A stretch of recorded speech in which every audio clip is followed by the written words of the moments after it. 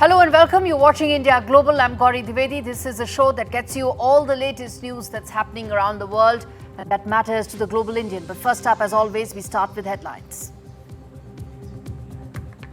US President Donald Trump claims Iran-Israel truce is now in effect. Netanyahu, Israeli Prime Minister, says Israel has agreed to Trump's truce proposal. United States all set to screen social media accounts of visa applicants. Applicants will be required to adjust their social media privacy settings if they want a visa from the US.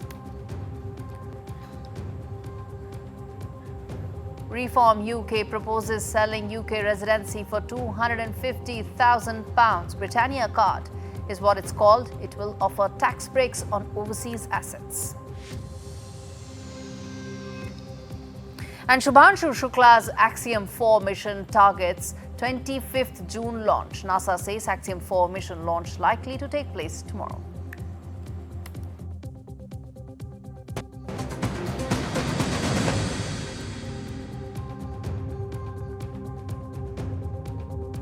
All right, viewers, the big story that we are tracking on India continues to be, well, what's happening in the Middle East. US President Donald Trump has said that there is now a truce in place.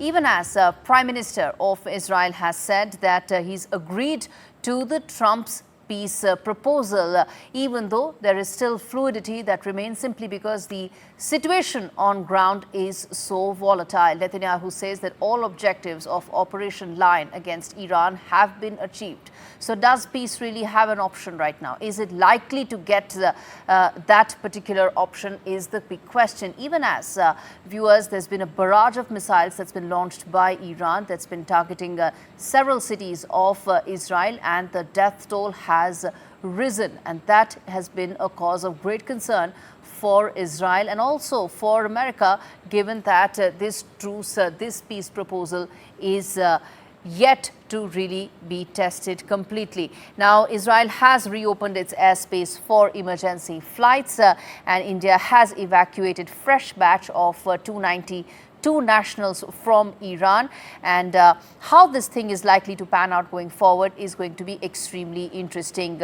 Let's quickly now tell you, viewers, what really has happened in the last 12 odd days. And let's tell you the 12-day war broken down in terms of the timeline. Let's put that out for you. First and foremost, it started with 13th of June when that surprise attack was actually launched by Israel. That was the first start of this entire attack. It came after Israel felt that Iran is not acting as far as its nuclear program is concerned. 13th of June is when the nuclear sites of Iran were attacked by Israel, the first set of strikes that happened. Let's move ahead. Let's talk about what happened on the 18th of June when Iran fired missiles at Israel. This is when it got the escalation really started coming into play, that Iran had started firing back at Israel. Several of Israeli cities were under attack due to a barrage of Iranian missiles that were being targeted at several residential areas. That's what Israel had said, that many residential areas were being targeted. But then it escalated between 18th and 20th of June when fighting continued to escalate from the Iranian and Israeli side. Strikes and counter strikes were being exchanged, and more residential areas were being hit, even as the IDF said that it was only targeting IRGC command centers. IRGC is the elite unit of Iranian military. On 21st June, this is the inflection point, viewers, when 3 nuclear sites in Iran were attacked by the US. This was done through B-2 stealth bombers. This was done through Tomahawk cruise missiles, and 3 of the main Iranian nuclear sites were attacked. This was Fordo, Isfahan and Natanz, where it was assumed and it was said that the nuclear facility was enriching uranium, which was already at 60% and was set to grow up to as high as 90%. Then on the 23rd is when the Iranian retaliatory attack came against US. They were continuing to strike the Israeli cities, but this is when they attacked the US airbase in Qatar. It was supposed to be in retaliation to its 3 nuclear sites being attacked, but this was largely symbolic in nature, viewers, simply because The attack had already been forewarned. Qatar was forewarned, which went ahead and informed America much in advance, which was able to pull out most of its strategic assets from one of its most important core bases in Qatar. It's one of the forward bases of US Central Command. Qatar has been hosting that since 1996. It has also pumped billions of dollars there. So this is a very large forward base of the US in Middle East, which was attacked. But because of the forewarning, it was largely symbolic, which is why quickly the last thing that came in, which is that Trump announced ceasefire. Hours after that attack is when the ceasefire really came into play. It was announced suddenly by Donald Trump. Many asked, was this premature? Was this premeditated? Well, questions that remain unanswered. But that's the broad timeline of the 12-day war, viewers, in terms of what really happened, the sequence of events that had brought the world to a possible brink of a potential escalation that could engulf not just the Middle East, but the wider area, maybe even the entire world. And as we talk about this, I want to now play out this ground report that's been filed by my colleague Ankit Tyagi, who's on ground, who is in Israel, covering this war, covering every detail of it. And he's talking about how air sirens are still being heard across Israel, even as we keep talking about this ceasefire here. Listen into that ground report.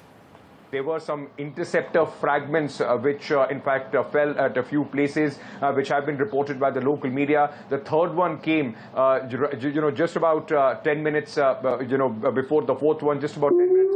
All right, as I speak you can hear the air raid sirens going in, so I will have to make my way towards a shelter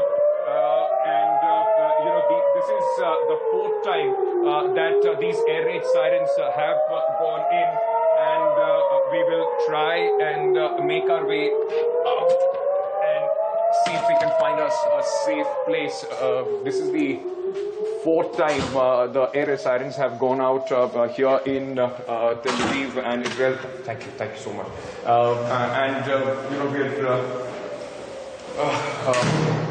So fourth alert here, and you heard the sirens going behind me while we were trying to speak. I am in a place where I could.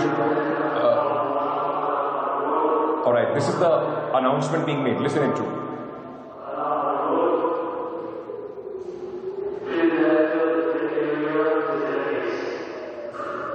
So this announcement basically saying make your way to the safe area, and at this moment I can tell you that this is the fourth air raid siren that went off when you heard the massive air raid sirens that just began to in fact blare here in Tel Aviv as well.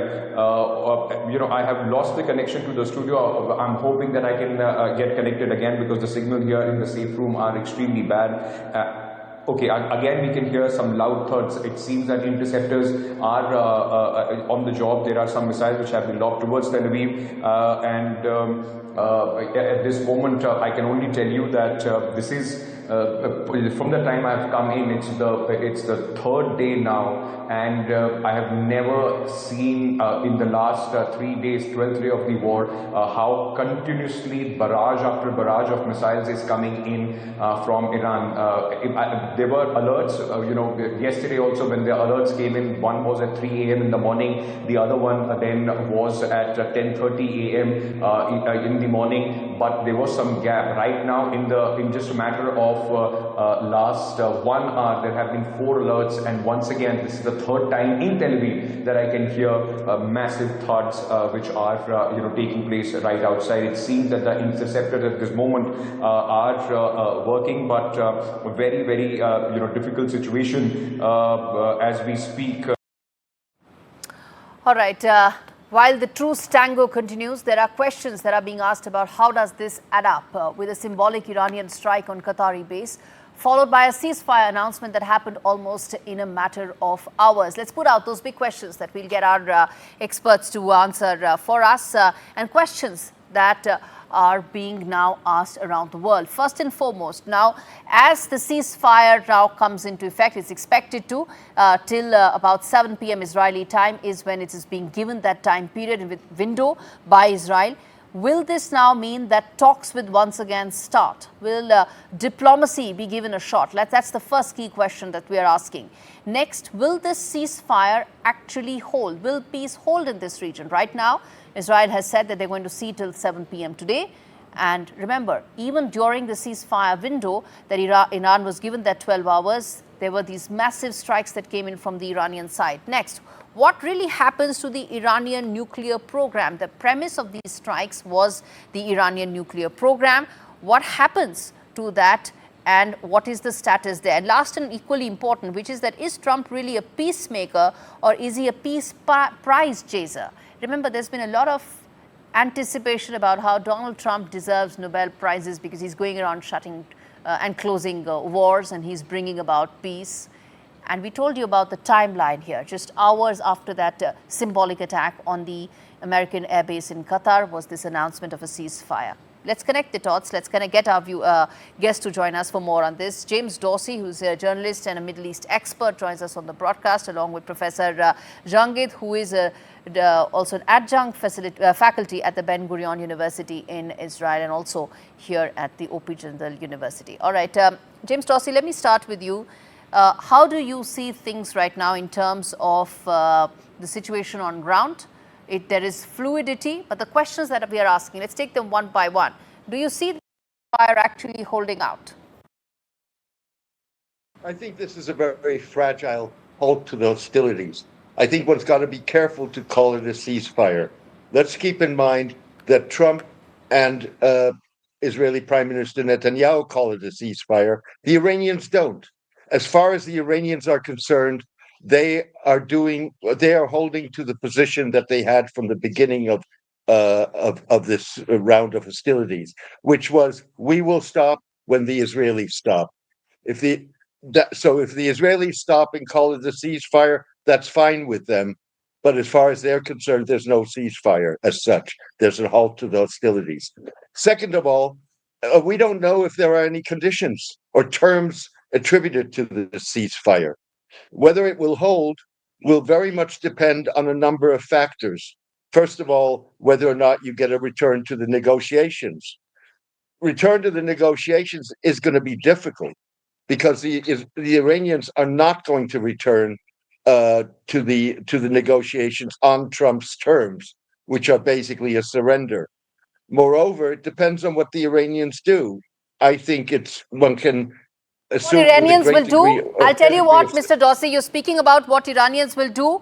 There is breaking news coming in, and let's put that out right now for our viewers. So, that there is breaking news coming in, that there are more missile strikes that are taking place. That's what Iranians are doing.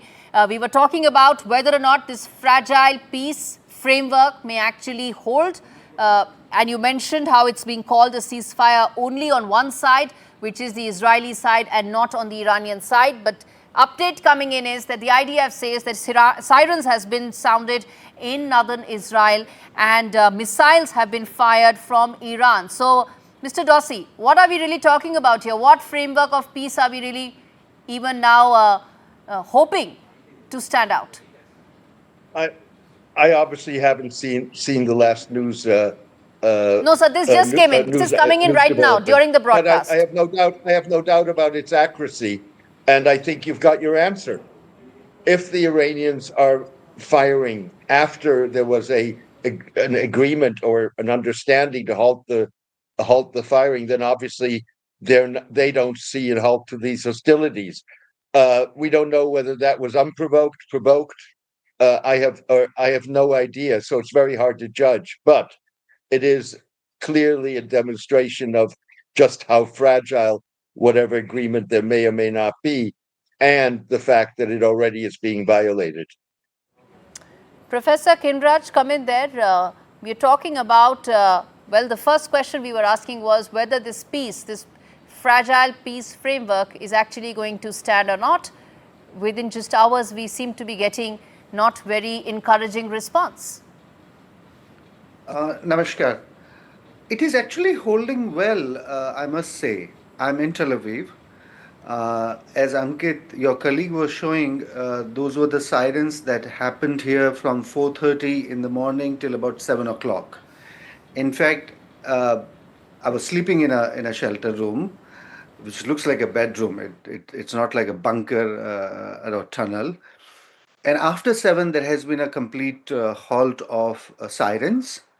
What you just read out seems to be the news also in the Israeli media at the moment, that there was a one missile launched in the north. But the statement of the Iranian leaders, as well as the statement of the David Netanyahu in Tel Aviv, have agreed to the peace, agreement. I mean, ceasefire agreement. I personally think that this is something that Iran needed as much as America needed. I'll tell you, a day before yesterday, Israeli leaders told Iranians that we will wrap up our operation in few days.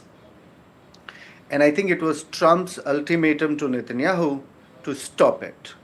So I think Trump exercised some amount of leverage over Israel, and Iran really needed a way out. Let's understand this. A few years back, when Soleimani was assassinated, Iranians also carried the ballistic missiles on the American camps with ample amount of information given beforehand, and this is exactly what they did in Qatar. So it gives them a public face, it gives a respectful exit for the regime in Iran, and I think this is what precisely they did yesterday. That they informed Qatar, and Americans were informed. In fact, Israelis were informed.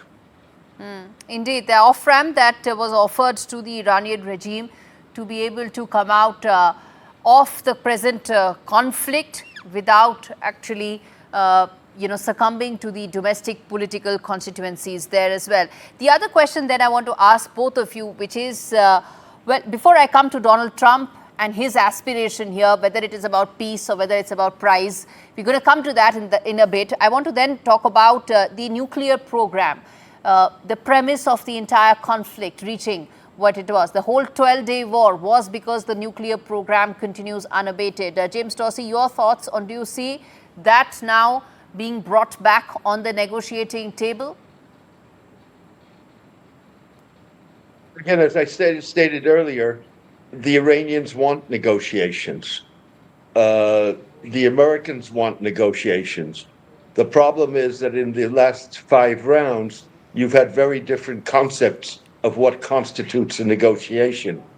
If that difference in concept of negotiations, with other words, Trump's tone and his basic attitude which is, I'm telling you what you're going to do, you're going to do it, and if you don't do it, you now know what's going to happen. That's not going to work. I think the further issue here is that you are going to, clearly the Israelis and the Americans have severely damaged the Iranian nuclear program. We don't know how damaged it is. We also don't know how damaged the Iranian ballistic missile arsenal is. But you can bet on it that the Iranians will resume their nuclear program. They will rebuild it, and they will continue to manufacture ballistic missiles. Okay. So unless you have a negotiation that really is aimed at coming to a equitable solution, okay, you're going to see this halt to hostilities break down. Okay, so we haven't heard the last of this, but have you heard the last of Trump's prize aspirations? Professor Kinraj, let me ask you that. Donald Trump and his aspiration for Nobel Peace Prize, many believe that seems to be the one that's driving how he wanted a ceasefire just hours after that attack. I think his temptation will be really fulfilled if he recognizes the Palestinian state and now calls Israel to end the war in Gaza immediately, which he is capable of doing. The point is, will he really pull the Israel into that change of policy? As far as the nuclear program is concerned, it's a wicked problem in international relations. What Iran is doing is what India did. India went nuclear under American sanctions. Right. In fact, if you look at the Indian vocabulary against the NPT, it's exactly the language that Iranians have been using, calling it a nuclear apartheid system. The Western world was extremely unfair and remains unfair with their privileges of having the weapons and forbidding the others. Right. Personally, think what is working for Trump for this ceasefire is the Yes. fact that Trump went to this war having the lowest public support for this Iran war. Indeed. There was a survey, and less than 20% Americans supported Trump involving in Iranian issue. Yes. In fact, some of his billionaire friends and tech friends who are part of the, Make America Great Again, Yes. they advised him, don't do it. Now, he did the attacks because this was something that was needed. And I do think that Iranian nuclear program was reaching an aggressive messaging as well as explicit threats to the Israeli state. Now that the nuclear program is done, let's Yes. think of it. He's not interested in a regime change, even when he said it loosely Yes. twice. And Israelis realized it. In fact, there was an interesting report 2 days back in Israel, by the way. IDF released a report for the Israeli Security Cabinet saying that the 10 days of the war has not shaken the regime domestically. What Right. Israel anticipated, that there would be a huge public uprising against Absolutely. the regime. That didn't happen. So I think Israelis as well as Americans realized they cannot go for a regime change. They cannot The go for a world will regime turn change. against them. Absolutely. All Trump right. needs to get back to his Make America Great Again project, All and right. that he do if Middle East goes for a war. But as far as the Nobel Prize is concerned, No he one will for knows. sure get it if he gets the Palestinian issue back on the track. All right, I'm going to leave it there, gentlemen. Thank you so much, both of you, for joining me on this edition of India Global. Well, viewers, the bottom line, as far as this issue is concerned, is that now that the Israel-Iran conflict seems to hopefully be nearing its end, questions do remain as far as the Truce Pact is concerned. How was it ratified? US has had pushed for a ceasefire owing to Trump's campaign promise of not entering a conflict. He needs to keep his MAGA constituency happy. Twice he's campaigned for not entering a Middle East war. He could not have possibly entered one himself, which is why a ceasefire was important. Second was his aspiration for a Nobel Peace Prize. He was nominated by the Pakistanis, but the Pakistanis themselves now are debating whether Trump was worth it or not. So he needed someone else to nominate him for, and that was this war. It had to come to an end, and which is why this could be another reason why Donald Trump announced a ceasefire so early. Is that going to be the situation on ground? Will the peace actually hold out, or will conditions once again lead to some sort of a contest or a conflict from here on? No one knows. On that note, viewers, if we slip into a quick break, we come back with more news on the other side. Stay with us.